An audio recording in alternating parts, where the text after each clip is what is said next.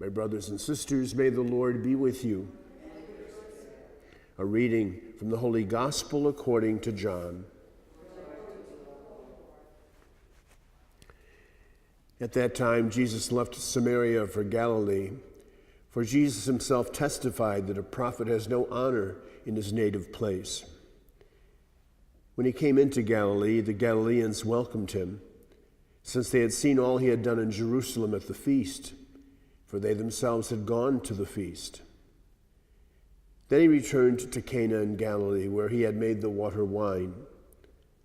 Now there was a royal official whose son was ill in Capernaum. When he heard that Jesus had arrived in Galilee from Judea, he went to him and asked him to come down to heal his son, who was near death. Jesus said to him, "Unless you people see signs and wonders, you will not believe." The royal official said to him, "Sir, come down before my child dies." Jesus said to him, "You may go. Your son will live." The man believed what Jesus said to him and left. While the man was on his way back, his slaves met him and told him that his boy would live. He asked them when he began to recover. They told him, "The fever left him yesterday about 1 p.m. The father realized that just at that time, Jesus had said to him, "Your son will live." And he and his whole household came to believe.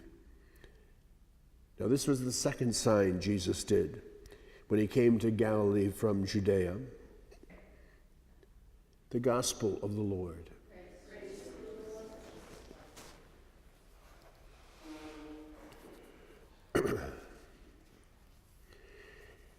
In the 45 years that I've been a priest, I've been humbled many times by the level of faith and the depth of faith I've seen in individuals. Many times much more faith stronger than what I'm able to believe in sometimes. And yet it's a reminder to us indeed that the power of God is most operative when faith is the strongest.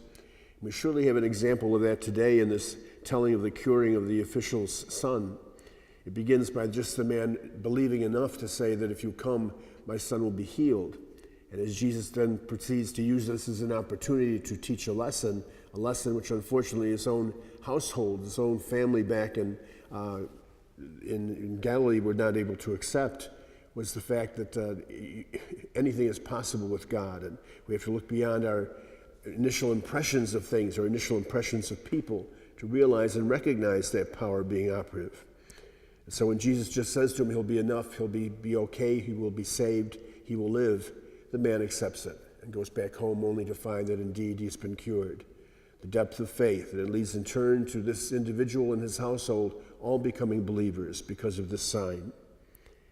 Every so often in our own individual journeys, God does those kind of things for us. We can miss them if we don't have our eyes of faith open. We can fail to recognize the power that's potent in us because of his presence and grace. So this morning, let's be thankful for those times, conscious and unconscious, when God has indeed come into our lives and healed us or healed people around us in certain ways.